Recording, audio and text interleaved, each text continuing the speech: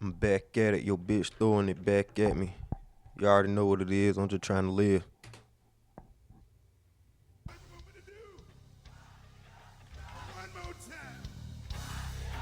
Back better than ever. Yeah. I'm back better than ever. They have a lot of respect for me.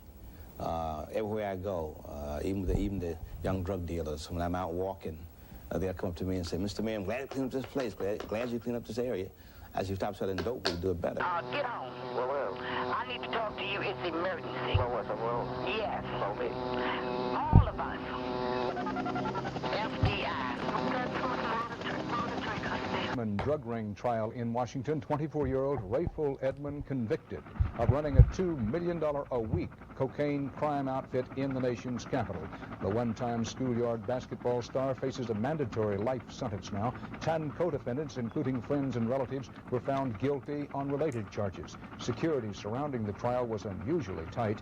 Names of the jurors were kept secret even from the judge and lawyers to guard against possible reprisals.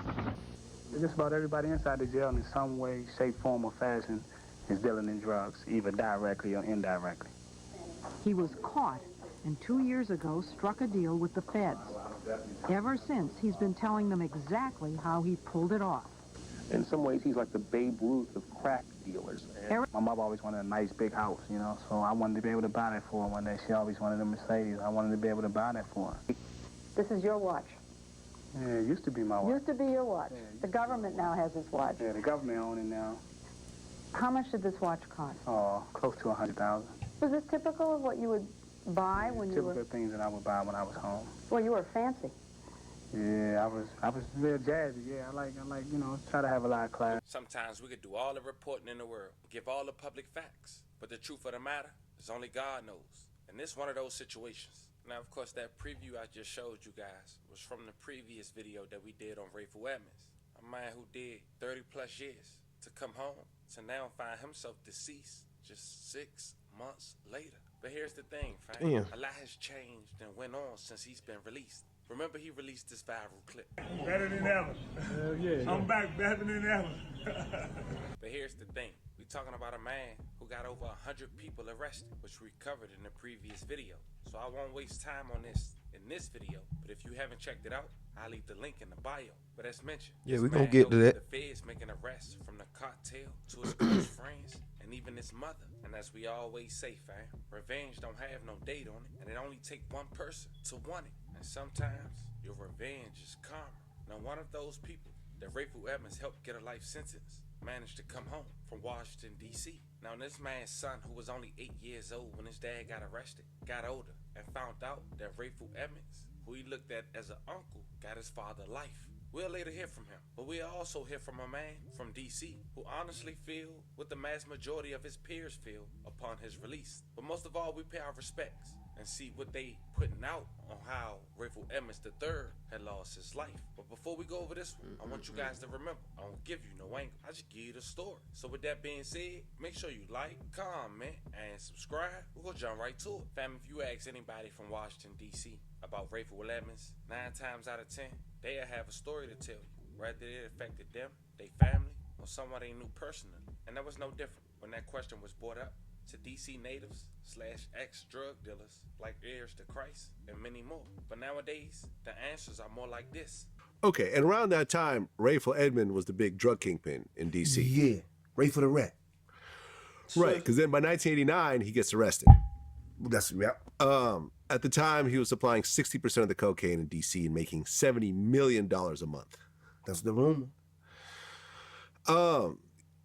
And he ends up getting arrested, convicted.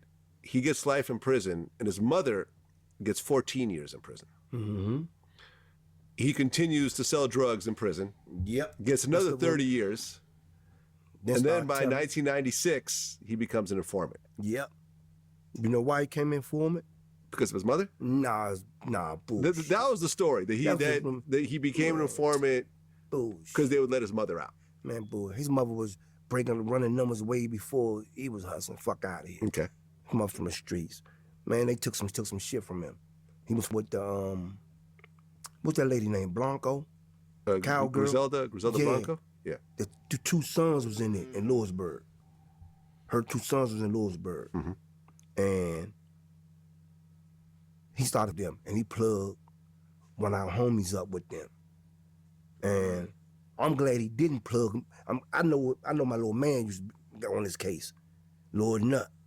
So I'm glad I was fucking with Nut, not him. You know what I'm saying? So he plugged one of our homies up. Our homies took his shit, gave him a little bit of money, was like, that's all we got. We took a loss.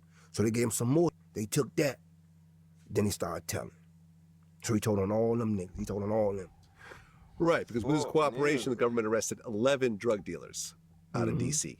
Yeah. You knew those guys? Some of them? Yeah, I knew some of them. Okay. Yeah. He ended up being put in the federal witness protection program in prison. So I guess they put him in a different prison, but nobody knows who he is. Know who he is, that's right. Exactly. And then in 2019, he tried to get his life sentence reduced because he gave them more information about 20 different homicides. Yeah. I don't know that, but I know I seen something on the news where as though they said he told so good, the prosecutors was trying to get him out, saying they ain't gonna rebut nothing. That's how much good red he was. Well, now he fucking dead. So what the fuck? What? Snitch a rat motherfucker.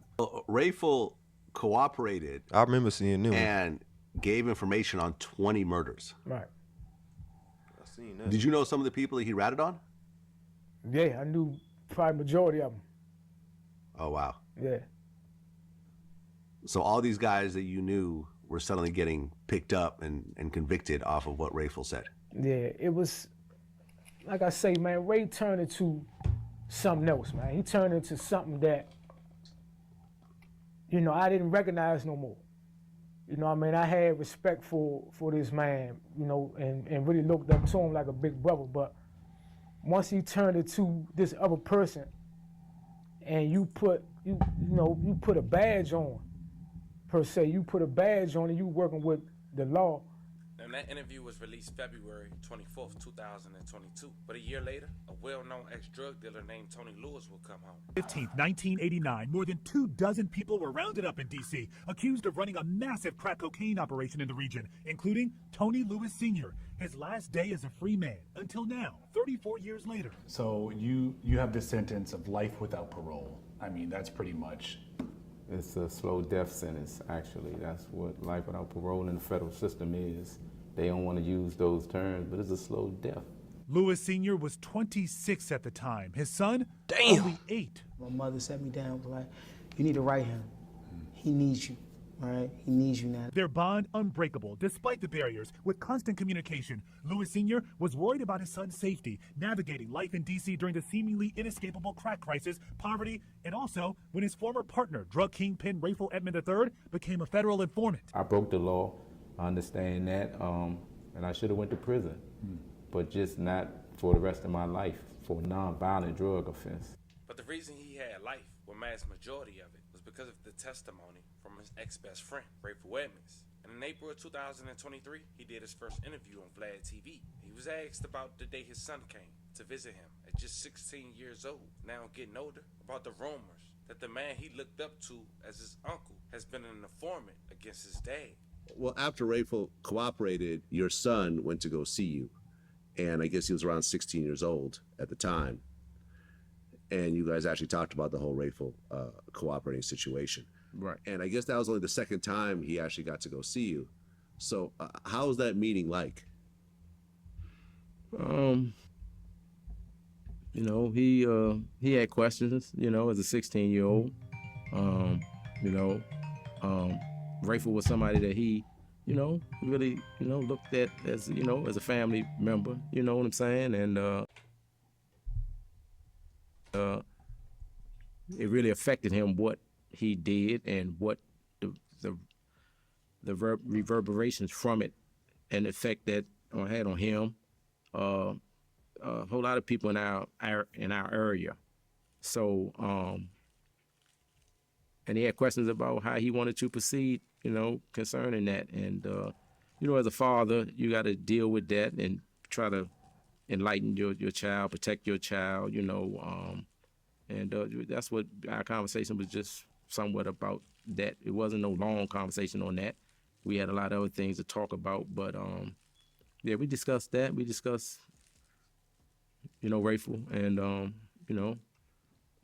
and we had to deal with dad's situation and his situation, growing up without his dad and growing up on the same block that I lived on. It just so many other situations that a young teenage boy deals with growing up. So not just, and then with him being Tony Lewis Jr., same name, same everything. So yeah, we discussed that shit briefly, and man, just got some pointers, and he got some knowledge on it, and yeah.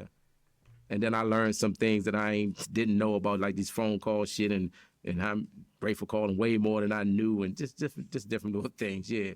So yeah, we talked about that.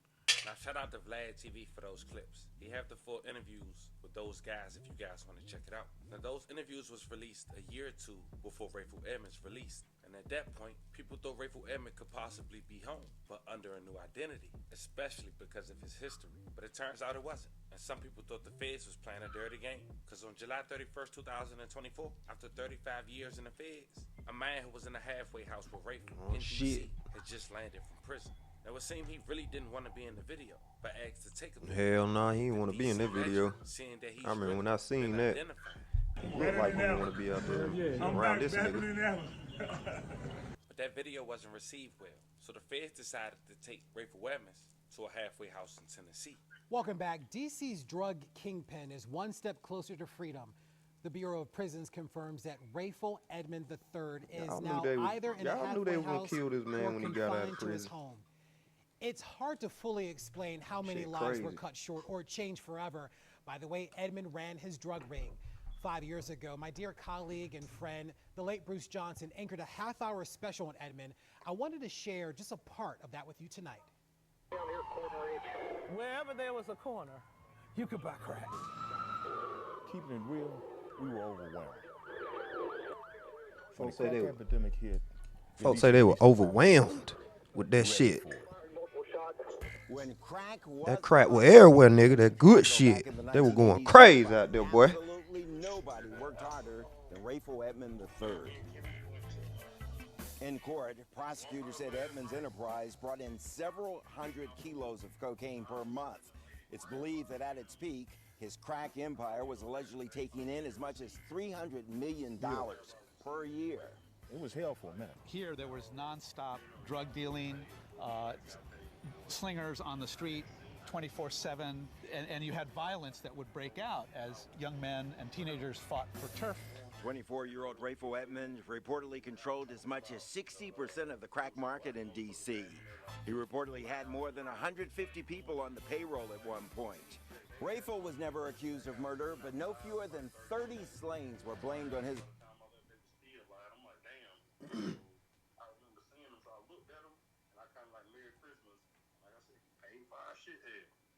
Yeah, yeah. You have to do that. And before he paid, I was just like, damn, my food about to be about $16, $17. Hell no. I was like, yeah, mine should be about 13, 14. And she was like, y'all stuff paid for. I'm like, all right. I'll see y'all later. Yeah. But we still, we still had half our food left, so. Yeah, boy. We ain't cut shit. They have. They gonna cook on Saturday. They in South Carolina right now. Yeah, that's what everybody doing. I think even Taylor was telling me like my mom cooking on Saturday. I'm like, Saturday? Yup. his associates. The wars over crack territories help send the... Come to Abby's house. And I'm like, all right, I just said, all right, I'll come to Abby's house, send me the address. He's like, I'm sending it now. I get off the phone because in my head I knew I wasn't going. This nigga called me at 12:30 like, you still coming out? I'm like, nigga, you never sent me the address. I got company now. I'll send it to you right now. I'm like, bro, you told me this at 8:30. It is 12:30. Ain't nobody. He's like, my bad. He be doing too much. Check me at 2:30. You got Garrett number? But when I talked to Garrett, I was asleep by the end, but Garrett was like, yeah, Jelani and Taylor came to the place I was at. We till about 6 in the morning. I'm like, yep, that wouldn't have been me. Nope. Hell no. They want to still be young. They want to still be teenagers. Yeah, that's my anger. Hell no. I'm not staying out late no more. I don't do that shit. Ain't nothing out there. Not for me. The district's homicide rate through the roof, 400 per year, earning the city the dubious title of murder capital of the world. Damn. Yeah, it go down in D.C. That was Bruce. But then suddenly, December 17, 2024, just a week before Christmas, the FBOP confirms that Rayful Edmond had passed away. Damn. Heart attack at the halfway. Heart attack. I'm assuming the family member had commented. Oh, somebody got him. Had a heart attack while somebody got that nigga. Don't y'all lie. To his family. It's hard to confirm this nowadays with so many enemies. You telling me this man snitched on over 10 drug kingpins and he just got out and he died from a heart attack? No, we know what happened. We know what. Y'all ain't got to tell us. Y'all ain't got to tell us what happened. If you got any common sense, you know what happened. Y'all be safe, man. I'm just trying to live.